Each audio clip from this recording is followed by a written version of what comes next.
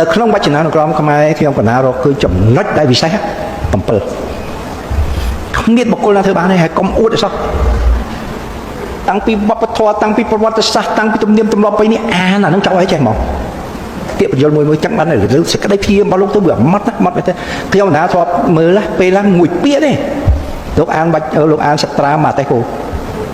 សត្រាមកតែគោមានអ្នកខ្លះទៅសួរលោកថាយីគាត់ពាក្យប៉ុណ្ណឹងសួរអាត្មាដែរទៅសួរអ្នកអាឡែកកងជើងពេលនោះខ្ញុំកណាវាឆ្ងល់ហើយមិនបានលោកឲ្យទៅសួរអ្នកអាឡែកកងជើងអញ្ចឹងដល់ឥឡូវបានដឹងថាអ្វីដែលលោកឲ្យមានបរិយាបន្ទូលមកវាល្អណាស់បើយើងវាអត់ជល់ភាសាខ្មែរពិតគាត់នៅឯជនបទនោះតាបងសង្កេតមើលណា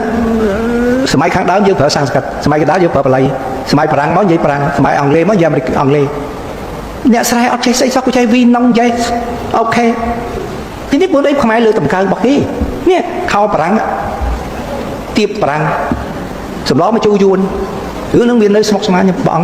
តែមើលក្នុងវចនានុក្រមខ្មែរដែលរៀបចំដោយរាជរដ្ឋាភិបាលកម្ពុជាខ្ញុំណាអត់ដាក់ចូលហេតុអីទេប៉ះពាល់អីអត់បានទេប៉ះពាល់វចនានុក្រមអត់បានទេក្នុងឋានៈជាអនុប្រធានគោលនយោបាយជាភាសាខ្មែរជាស្វ័យប្រវត្តិត្រូវជាអនុប្រធានគណៈកម្មការតាក់តែងវចនានុក្រមអត់ចូលអ្នកវិចារសំនេះគឺខ្ញុំណាអត់ចូលគាត់លាលែងដែរពួកនឹងអត់ដឹងរឿងបានលុយកាក់បន្តិចបន្តួចទៅអីរឿងប្រជាជនខ្មែរលោកអត់យល់ណាដាក់តែមកធ្ងន់ម្ដងជួអ្នកចេះដឹងផងនិយាយក្នុងស្ដាប់នាមទាំងបានជួយទៅមកមហាជនទាំងឲ្យជ្រៀងជេរបារាំងណាបារាំងអញ្ជើញមកឲ្យជ្រៀងទុកកត់ឲ្យខ្មែររៀនទៀតមហាអស្ចារ្យខ្ញុំទៅដល់សារមន្ទីរមូស្គូអ្នកដឹងអ្នកប្រាជ្ញរុស្ស៊ីគេថាម៉េចទាំងអុយនេះគេប្រសិទ្ធនាមគាត់ស្មើនឹងសង្សាររសោគឺអ្នកដែលបង្កើតច្បាប់កិច្ចសន្យាសង្គមមុនគេកសិករត្រូវធ្វើអីអ្នកដឹកនាំត្រូវធ្វើអីកិច្ចសន្យាសង្គមតែខ្មែរយើងអត់ស្គាល់តម្លៃសោះអ្នកគេដោយសារកញ្ញាស៊ូសានកាប់លេសតែអញ្ជើញទាំងអុយមកច្រៀងហើយគាត់តាទុកហើយប្រវត្តិនៃការកកើតឡើងនៃការស្រាវជ្រាវជាន់ខ្ពស់លើទឹកដីខ្មែរនេះណា1898បារាំងបានបង្កើតក្រុមស្រាវជ្រាវបុរាណវិទ្យាបារាំងមិនខ្មែរទេ1901សាលាបារាំងចុងបូព៌ាប្រទេសបានបង្កើតនៅអនុចិនអានោះក៏សិក្សាពីខ្មែរហ្នឹងតែពីខ្មែរណាបារាំងសម្ដេចជួនណាលោកមានពណ៌វាសនាបានរៀនហ្នឹងមុនគេគ្រូរបស់លោក Levi Finot 1930យើងបង្កើតឡើងនៅវិទ្យាឋានពុទ្ធសាសនបណ្ឌិតវិទ្យាឋានពុទ្ធសាសនបណ្ឌិតជាឃ្លាំងទុកដាក់នៅកំណត់បទធម៌ខ្មែរដ៏ធំតែមិនមែនខ្មែរទេណាបារាំងកញ្ញាស៊ូសានកាប់លេសទាំងឲ្យជ្រៀងជេរបារាំងណាបារាំងអញ្ជើញមកឲ្យជ្រៀងទុកកត់ឲ្យខ្មែររៀនទៀតចេះច្បាប់បារាំងកុំភ្លេចសច្ចੰកតញ្ញូខន្តីអ្នកក្តីជាភ្លើងកុំកាត់កាន់ជើងអ្នកម្ខាងមើងងាយរីកលួងពីមុនរកស៊ីរៃពុនមានក្រតាភ័ព្វរីកលោកឥឡូវទៅប្រឹងឲ្យញាត់តែក្រចោលជាប់គុកច្បាប់រីកលោកបារាំងណានគរថ្កើងផ្លែសបាយតែភ្នែកក្នុងចិត្តរងកាន់កូនប្រុសបណ្ដាច់កុំភ្លេចបណ្ដាំកបាស់សូត្រឆ្នាំតែម៉ាំលេងថោកមហាអស្ចារ្យខ្ញុំទៅដល់សារមន្ទីរមូស្គូអ្នកដឹងអ្នកប្រាជ្ញរុស្ស៊ីគេថាម៉េចទាំងអុយនេះគេប្រសិទ្ធនាមគាត់ស្មើនឹងសង្សាររសោគឺអ្នកដែលបង្កើតច្បាប់កិច្ចសន្យាសង្គមមុនគេកសិករត្រូវធ្វើអីអ្នកដឹកនាំត្រូវធ្វើអីកិច្ចសន្យាសង្គមតែខ្មែរយើងអត់ស្គាល់តម្លៃសោះនេះគេដោយសារកញ្ញាស៊ូសានកាប់លេសតែអញ្ជើញទាំងអុយមកច្រៀងហើយគាត់តាទុកវិជាឋានពុទ្ធសាសនាបណ្ឌិតហ្នឹងដែលបង្កើតឡើងនៅក្រុមជំនុំទំនៀមទម្លាប់ខ្មែរស្អីទាំងអស់ក្រុមជំនុំទំនៀមទម្លាប់ខ្មែរគាត់តាមអ្នកសាជាឡើងវិជាឋានពុទ្ធសាសនាបណ្ឌិតហ្នឹងដែលបង្កើតក្រុមជំនុំប្រតិបត្តិបៃដកខ្មែរហើយសៅមុនខ្ញុំបានសួរតែសម្ដេចចង្ជាលោកថាមិនទាន់ចេញទេព្រោះមិនទាន់ចុះហត្ថលេខាផងគណៈកម្មការបដិបត្តិខ្ញុំព្យាយាម30ឆ្នាំជាងតែកន្លែងណាក៏និយាយដែរគេខ្លះគេថាខ្ញុំចង់ចូលសមាជិកមិនមែនទេតែខ្ញុំឃើញថាវាមានសារៈប្រយោជន៍ណាស់សម្រាប់វប្បធម៌ខ្មែរអត់មានគណៈកម្មការបដិបត្តិមិនបោះថ្មីអាណាទទួលពិនិត្យពាក្យពិតយ៉ាងខុសទៅចុះអត្ថកថានៅមកកាត់ភ្លុះដែលអត់បានប្រែផងប្រែក៏គ្នាធ្វើមិនមានឯកភាពនេះទីនេះចឹងគណៈកម្មការមានប្រយោជន៍តែដល់ថ្ងៃហ្នឹងអត់តាន់ចេញតែព្រមហើយទៅក្រសួងអត់តាន់ទៅអានេះគឺរឿងសង្វែកអានេះវិជាឋានពុទ្ធសាសនាបណ្ឌិតក្រៅពីហ្នឹងសួរថាអ្នកសរសេរអ្នកសាជាមួយណាដែលមិនពឹងផ្អែកទស្សនាវដ្តីកម្ពុជាសូយ៉ាបោះពុំផ្សាយដំបូងគេឆ្នាំ1926ជាទស្សនាវដ្តីវិទ្យាសាស្ត្រមុនគេផុតអសកខ្មែរឲ្យពេលវេលាដ៏មានតម្លៃនេះកន្លងផុតទៅនាងខ្ញុំសូមគោរពអញ្ជើញអាដាមបណ្ឌិតសូមជន្លងឡើងធ្វើបាតកថាស្ដីពីមូលដ្ឋានគ្រឹះដើម្បីយល់ពីអក្សរសិល្ប៍ខ្មែរដូចតទៅសូមអង្គពិធីទាំងមូលអបអរសាទរខ្ញុំគណៈខ្ញុំសូមថ្វាយគុំប្រគុណចាស់ព្រះមហាប្រធានសាខាសាកលវិទ្យាល័យបាត់ដំបងសូមថ្វាយគុំគុណចាស់គ្រប់ព្រះអង្គសូមគោរពអស់លោកស្រីស្វាគមន៍ចំពោះបងប្អូនដែលអញ្ជើញចូលរួមល្ងាចនេះប្រធានបទដែលខ្ញុំគណៈខ្ញុំលើកមកនេះវាមានទំហំនឹងធំធេងពេកបុគ្គលណានិយាយអំពីអក្សរសិល្ប៍ហ្នឹងវាធំណាស់ តែខ្ញុំនឹងព្យាយាមកាត់បង្រួញវាសង្ខេបវាឲ្យខ្លីទាន់កាលវេលាហ្នឹងទី1ទី2ទៀតខ្ញុំណាគិតទេណាបើសិនជាមានពេលខែក្រោយៗទៀតនឹងខ្ញុំជួយធ្វើបទកថា1ឬ2ទៀតដែលនិយាយអំពីអក្សរសិល្ប៍ខ្មែរនៅក្នុងសម័យអង្គរដែលឆ្លុះបញ្ចាំងអំពីការអភិវឌ្ឍនៅសេដ្ឋកិច្ចនិងឆ្លុះបញ្ចាំងពីការអនុវត្តនៅការគ្រប់គ្រងរដ្ឋនាសម័យអង្គរនេះចូលដល់ប្រធានបទហ្នឹងខ្ញុំកណាចង់បញ្ជាក់បន្តិចទី1យើងត្រូវស្គាល់ពាក្យកលឹះរបស់វាសិនពាក្យកលឹះគឺអក្សរសិល្ប៍នេះមានពាក្យកលឹះ2ធំពាក្យកលឹះទី1ជាភាសាអង់គ្លេសថា literature of philosophy ពាក្យកលឹះទី2 literature in philosophy តែខ្ញុំលើកមកអធិប្បាយថ្ងៃនេះទស្សនវិជ្ជានៃអក្សរសិល្ប៍មិនមែនក្នុងអក្សរសិល្ប៍ទេបើទស្សនវិជ្ជាក្នុងអក្សរសិល្ប៍ឧទាហរណ៍ថានៅក្នុងរឿងធនជ័យដែលលោកបណ្ឌិតវ៉ាន់ឌីកអនលោកបានរកឃើញថា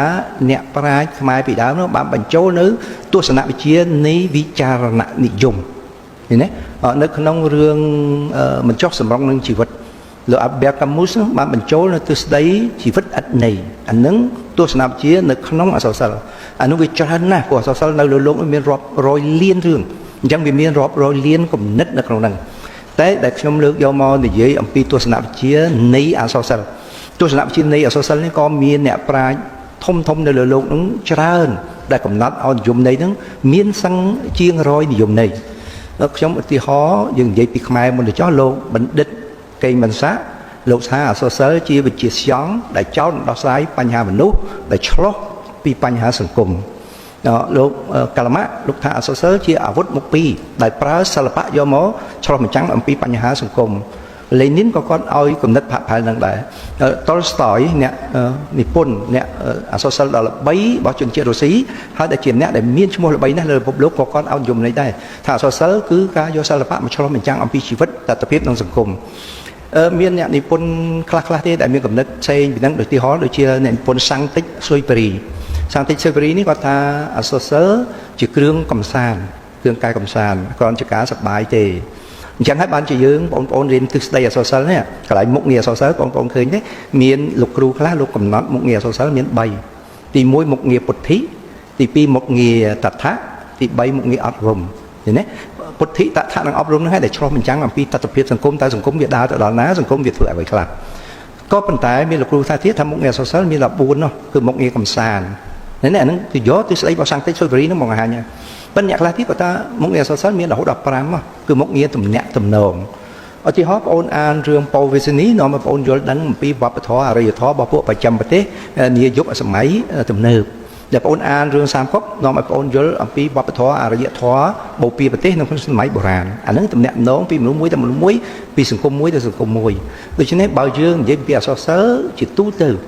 យើងអាចនិយាយបានថាជាមុខវិជ្ជាមួយដែលសិក្សាអំពីមនុស្សហើយដែលបង្ហាញអំពីតថភាពនៅក្នុងសង្គមមនុស្សតែអ្វីដែលពិសេសជាងគេដែលវាខុសពីមុខវិជ្ជាដទៃគឺប្រើសិលវិធីសិលវិធីហ្នឹងហើយដែលខុសពីគេបើក៏មានសិលវិធីអក្សរសិល្ប៍វាคล้ายជាមុខវិជ្ជាប្រវត្តិសាស្ត្រវាคล้ายជាមុខវិជ្ជាទស្សនវិជ្ជាវាคล้ายជាមុខវិជ្ជាសង្គមវិទ្យាហើយតែមុខវិជ្ជាប្រវត្តិសាស្ត្រអត់មានបញ្ចូលសិលវិធីទេអញ្ចឹងបានអ្នកខ្លះដែលមិនយល់ច្បាស់គាត់ទៅចាត់ទុកថាអក្សរសិល្ប៍គ្រាន់តែជារឿងអានកំដរអារម្មណ៍នឹងមិនជារឿងចម្លែកទេដែលគាត់អត់មានទិសដីអក្សរសិល្ប៍ហ្នឹងដែលគាត់អត់ស្គាល់ពីនិយមនៃអក្សរសិល្ប៍ហ្នឹងអញ្ចឹងអានេះចំណុចសំខាន់ជាងគេបំផុតនៃការដែលយើងនិយាយអំពីអក្សរសិល្ប៍ហ្នឹងគឺការឆ្លោះបញ្ចាំងអំពីតថភាពសង្គមដោយប្រើសិលវិធីសង្គមរបៀបណាហើយអ្វីដែលខ្ញុំមានបំណងយកមកបង្ហាញបងប្អូននេះពួកខ្ញុំមានការបារម្ភមិនទៅបារម្ភឃើញថាការរៀនសូត្ររបស់យើងគ្នាច្រើនដល់គ្នាច្រើនចេញទៅវិញនៅក្នុងសង្គមនេះឱកាសដែលផ្ដល់ការងារយើងវាតិចឃើញទេដល់ឱកាសផ្ដល់ការងារតិចហ្នឹងការរៀនសូត្ររបស់យើងវាខកខានវាខាតពេលវេលាខាតជីវិតរបស់យើងអត់ប្រយោជន៍អានឹងជាបញ្ហាមួយដែលត្រូវគិតអញ្ចឹងហើយបានជានៅក្នុងការរៀបចំប្រព័ន្ធអប់រំក្នុងការគិតគូរពីរឿងមុខវិជ្ជារៀនហ្នឹងគេគិតគូរទៅដល់តើសង្គមតែការងារអីខ្លះទៅរកការងារខ្លះមានអស់លោកខ្លះគាត់ប្រាប់ខ្ញុំថារៀនគណិតវិទ្យារកការងារបានធ្វើច្រើនគាត់យល់ច្រឡំណាគណិតវិទ្យាដែលយើងរៀនសពថ្ងៃគណិតវិទ្យាបុរាណទេយើងអត់បានចូលដល់ម៉ាត់ modern ទេគេទៅហួសឆ្ងាយទៅហើយព្រោះវាចូលដល់យុគ AI ទៅហើយអញ្ចឹងម៉ាត់ដែលវាសម្រួលទៅដល់ AI ទៅដល់កុំព្យូទ័រនោះវាម៉ាត់ modern ទំនើបទៅហើយបើតាមខ្ញុំគិត យុវជនសប្តាហ៍នៅក្រុងភ្នំពេញនេះ2ឆ្នាំហើយឆ្នាំមុនសាកលវិទ្យាល័យភូមិន្ទភ្នំពេញរើសតែ900នាក់ទេតែចំនួនកងលីដាដែលដាក់ចូលដល់3000នាក់ឆ្នាំនេះរើសតែ700នាក់ជាងទេតែកងលីដាហ្នឹងដល់ទៅ2990នាក់ជាងវាច្រើនលើសលប់អញ្ចឹងទៅតែប្រឡងជំរុះការដែលខ្ញុំគិតថាគាត់គិតហ្នឹងត្រូវល្អហេតុអីអញ្ចឹងអ្នកចូលមករៀននៅពុទ្ធក